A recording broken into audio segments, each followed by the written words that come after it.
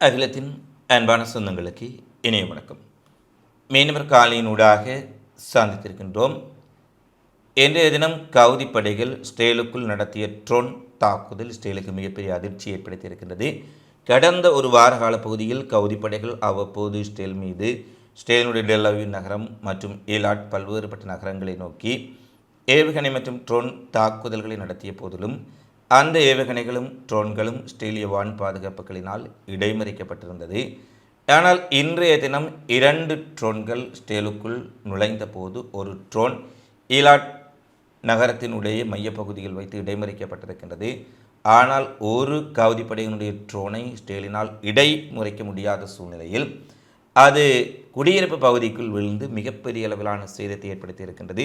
முதற்கட்ட தகவல்களின் அடிப்படையில் 22 ஸ்டேலியர்கள் காயமடைந்திருக்கின்றார்கள். அதில் 4 பேர் நிலை கவலைக்கிடமாக இருப்பதாக செய்திகள் வெளியாக இருக்கின்றன. அந்த இடம் முழுமையாக சீல் வைக்கப்பட்டிருக்கின்றது. ஏனெனில் ஸ்டேலுக்குள் ஒரு தாக்குதல் நடைபெற்றால் அந்த தாக்குதல் தொடர்பான செய்திகள், உண்மையான சேத விவரங்கள் ஸ்டேலிய மக்களுக்கும் சர்வதேசத்திற்கும் சென்றடைவதை தடுப்பதற்காக ஸ்டேலிய இராணுவம் உடனடியாக அந்த இடத்தை சீல் வைத்து அங்கே இருக்கக்கூடிய செய்திகளை தணிக்கை செய்து விடுவார்கள்.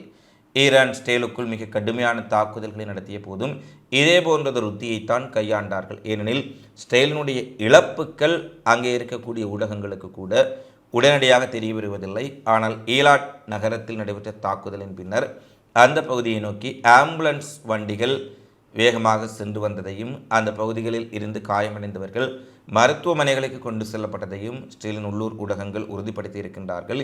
முதற்கட்ட தகவல்களில் 22 பேர் படுகாயமடைந்ததாக சொல்லப்பட்டாலும் இதன் எண்ணிக்கை இன்னும் அதிகரிக்கலாம் என எதிர்பார்க்கப்படும் சூழ்நிலையில் உயிரிழப்புகள் பதிவாகி இருந்தனவா என்ற செய்திகளை இதுவரை பெற்றுக்கொள்ள முடியவில்லை. 4 பேரின் நிலைமை மிக மோசமாக இருப்பதாக ஸ்டேல் மருத்துவமனை வட்டாரங்கள் தெரிவிக்கின்றன.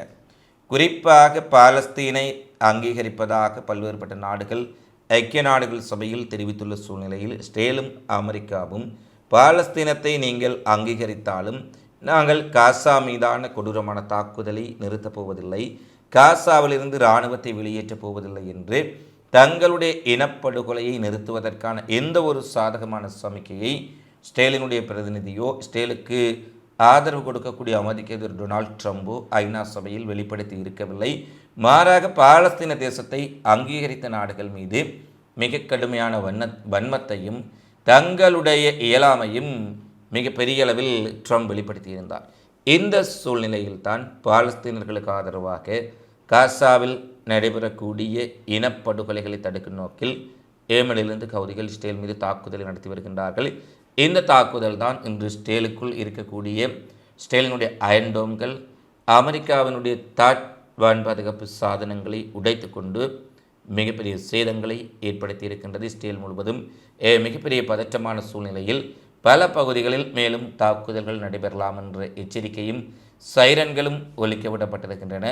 அடுத்த கவுதிகள் எங்கே தாக்கப் போகின்றார்கள் என்பது ஸ்டேலியர்களுக்கு மிகப்பெரிய கேள்வியாகவும் சிக்கலாகவும் மாறியிருக்கின்றது. இந்த காலனி பதிவு தொடர்பிலான உங்களது மதிப்பான கருத்துக்களை தவறாமல் கமெண்ட்ஸில் பதிவிடுங்கள். மீண்டும் அடுத்த காணொளியில் சந்திப்போம். நன்றி, வணக்கம்.